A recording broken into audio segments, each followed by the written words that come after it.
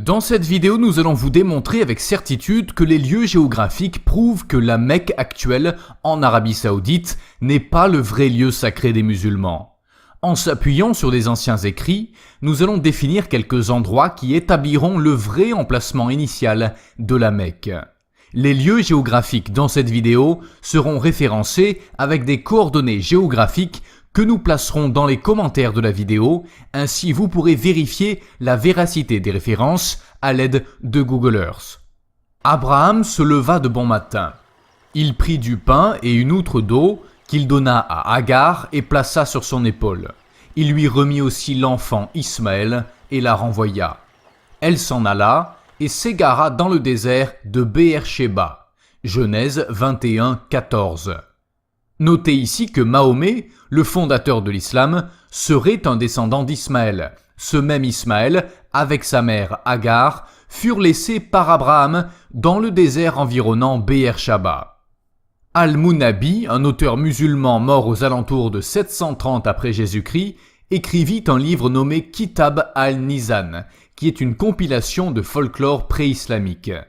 Al-Munabi suggère que le nom de Tal Faran, ou la montagne de Faran, était le mont des deux fugueurs. C'était un endroit où la tribu des Djurum a trouvé Agar et Ismaël, se référant à eux comme deux fugueurs. Et Dieu lui ouvrit les yeux, et elle vit un puits d'eau. Elle alla remplir d'eau l'outre et donna à boire à l'enfant. Dieu fut avec l'enfant, qui grandit, habita dans le désert et devint tireur d'arc. Il habita dans le désert de Paran, et sa mère lui prit une femme du pays d'Égypte.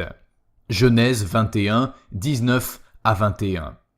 Remarquez ici que le puits est dans la région de Paran et ne peut pas être le puits du Zamzam situé à plus de 1000 km au sud, à la Mecque en Arabie Saoudite. Le puits du Zamzam pour les musulmans est une source d'eau miraculeuse qui aurait sauvé Agar, servante d'Abraham, et son fils Ismaël d'une mort certaine. La Bible, Genèse 14, 5 à 6. Ils bâtirent les Réphaïm à Ashteroth Karnaïm, les Ouzim à Ham, les Émim à Shavé Kirjataïm, et les Horiens dans leurs montagnes de Séhir jusqu'aux chênes de Paran, qui est près du désert.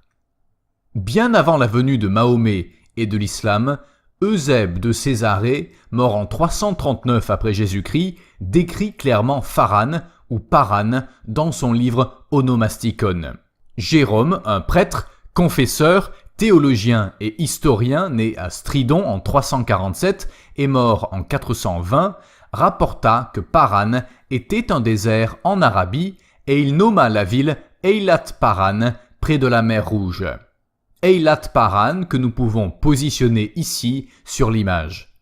Avant d'aller plus loin, écoutons ce que disait en 910 après Jésus-Christ Al-Muqaddasi, un géographe et cartographe musulman enraciné dans le monde arabo-musulman médiéval. Il dit « Là où deux branches de la mer Rouge se séparent, au nord du Hidjaz, se trouve une région nommée Paran. » Le livre des Jubilés, écrit environ 200 ans avant Jésus-Christ, nous dit qu'Ismaël et ses fils habitaient Paran. Ceux-ci se mêlaient les uns aux autres et ils étaient nommés Arabes et Ismaélites. Sébéos, un évêque et historien arménien, décrit vers 660 la conquête musulmane de son époque. Il est la première source non musulmane à nommer Mahomet.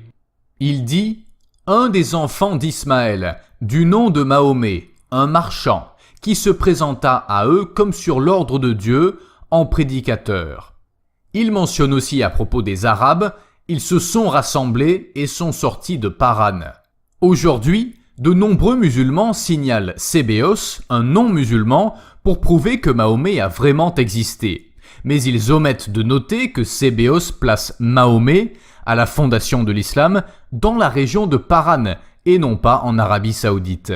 La seule grande ville dans la région de Paran était Petra Adriana. Ce nom a été donné à la ville par l'empereur Adrien, qui l'a visité en 130. Par la suite, la ville sera connue sous le nom de Petra. Cependant, pendant les siècles avant la visite de l'empereur et longtemps après, la ville de Pétra était connue sous d'autres noms. Il y a un autre écrivain arménien, Thomas Artzrouni, qui écrivit avant sa mort en 887, à l'époque, dans un lieu de l'Arabie pétré Paran nommé Mecque, la Mecque, elle se présenta aux bandits, aux guerriers et aux chefs de bande, adorant dans un temple. Artzrouni est vraiment spécifique lorsqu'il mentionne l'endroit, l'Arabie pétrée Paran. L'Arabie pétrée était une province romaine. Paran spécifie le lieu dans cet état romain.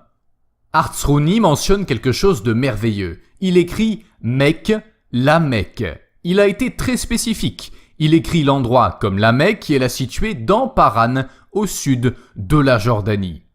Écoutez attentivement. Thomas Artzrouni donne la localisation de la Mecque dans l'Arabie pétrée Paran. Artzrouni ne parle pas de quelque chose de flou, et il nous dit que le nom arabe de cette région était la Mecque. Pourquoi a-t-il souligné ça? Parce qu'au moment de sa rédaction, Pétra, également connue sous le nom de la Mecque, était abandonnée, et le nom de la Mecque a été transféré dans un endroit en Arabie Saoudite. À son époque, le seul nom utilisé pour désigner la Mecque était celui connu en Arabie Saoudite. Mais Thomas Artzrouni se souvient d'une époque où la Mecque était nommée Pétra. Il a placé Mahomet, se référant aux bandits, aux guerriers et aux chefs tribaux qui adoraient dans un temple que nous connaissons aujourd'hui sous le nom de la Kaaba. Comprenez l'importance. La ville de Pétra avait plusieurs noms. Elle était connue sous le nom de Rakim et Pétra pour les Romains, mais aussi nommée la Mecque pour les Arabes polythéistes. Artzrouni a mis l'emphase sur le nom la Mecque pour que vous compreniez qu'il parlait de la Mecque en Jordanie, dans la région de Paran, dans l'Arabie pétrée, et non celle de la Mecque en Arabie Saoudite. C'est la raison pour laquelle il était crucial de bien identifier la région de Paran. Aujourd'hui, beaucoup de musulmans croient que Paran est une région qui entoure la Mecque en Arabie Saoudite. Mais la vraie région de Paran est bien définie, c'est-à-dire beaucoup plus au nord de l'Arabie Saoudite, qui s'étend de l'ouest vers l'est en ne descendant pas plus bas qu'Eilat Paran. Un autre écrivain musulman, Al-Hamdani, écrit « Les montagnes de Paran sont autour de la Mecque et ont été nommées d'après le nom de Paran, le fils d'Amalek. » Al-Hamdani mentionne aussi que les Amalécites, descendants d'Amalek, étaient associés à la Mecque. L'histoire des Amalécites est bien documentée. Nous savons que les Amalécites vivaient au nord d'Édom et c'est très loin de la Mecque en Arabie Saoudite. En fin de compte, les Amalécites seront éliminés, mais les survivants ont dû fuir vers le mont Séhir. Nous retrouvons les informations dans la Bible. 1 Chroniques chapitre 4 versets 42 et 43. Il y eut aussi des fils de Siméon qui allèrent à la montagne de Séhir au nombre de 500 hommes. Ils avaient à leur tête Pélatia, Néaria, Réphaja et Uziel, fils de Jishai.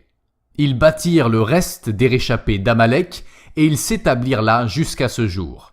Des écritures islamiques nous disent « Il y a eu un moment où les Amalécites vivaient autour de la Mecque. » Tabari, dans son livre, volume 2, page 73, écrivit « Enfin, ils atteignirent la Mecque, qui à cette époque n'était que des acacias, des mimosas et des épines.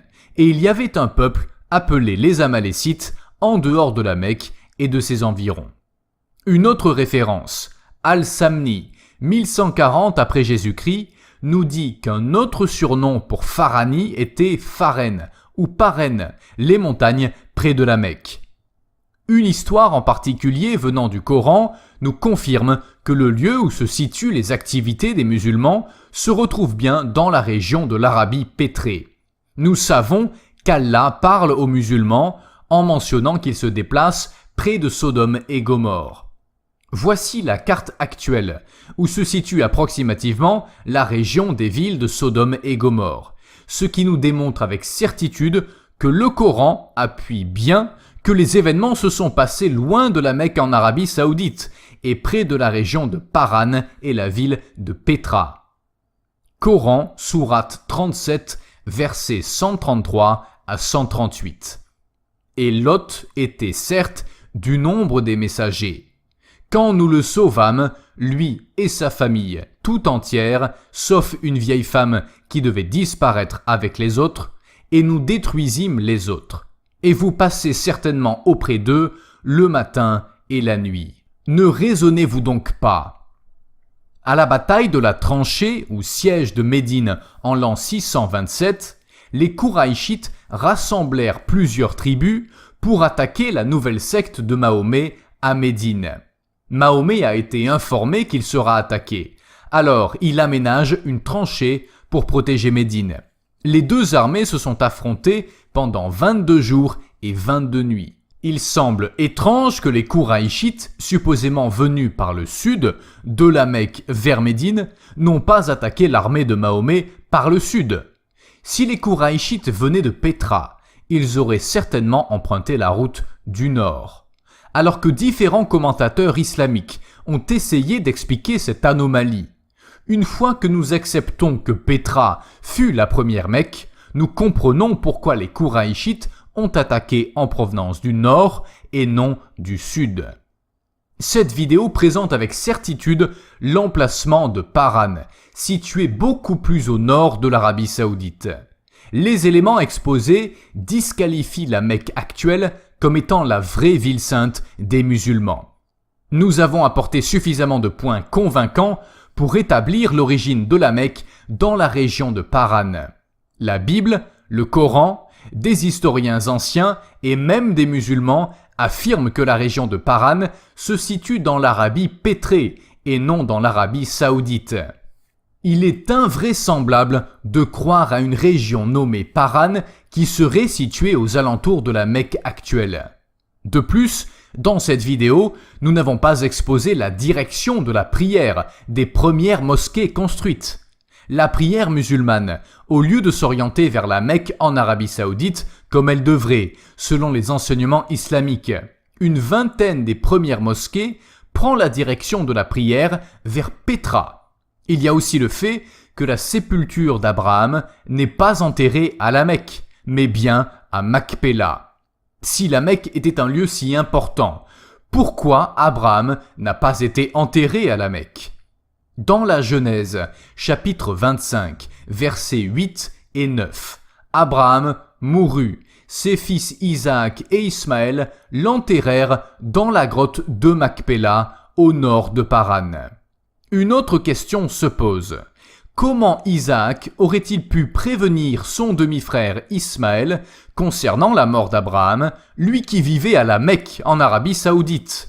Selon l'islam, Ismaël vivait avec sa mère à la Mecque, à 1200 km de Makpela, soit une distance aller-retour de 2400 km. C'est au minimum 72 jours de route à dos de chameau. Pour ce faire, Isaac aurait dû se déplacer vers son demi-frère Ismaël, qui vivait à la Mecque, pour l'informer de la mort de leur père, puis revenir avec Ismaël pour l'enterrer. Donc ça fait une route de 2400 km. Le cadavre d'Abraham aurait déjà été en état très avancé de décomposition à leur arrivée. Dans les régions chaudes, l'enterrement devait s'effectuer très rapidement à cause de la chaleur qui décomposait les corps en un rien de temps.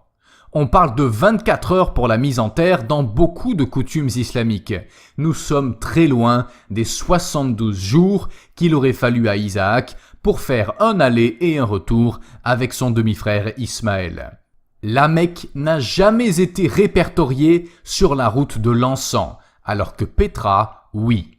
Aucune archéologie à la Mecque actuelle ne démontre des découvertes qui laisseraient supposer d'une quelconque activité au temps de Mahomet, alors qu'à Pétra, oui. Les descriptions de la Mecque dans la tradition musulmane sont remplies d'incohérences. Les indications géographiques, géologiques et archéologiques ne correspondent pas à la réalité de la Mecque actuelle, mais tout cela colle parfaitement avec la région de Paran et la ville de Pétra.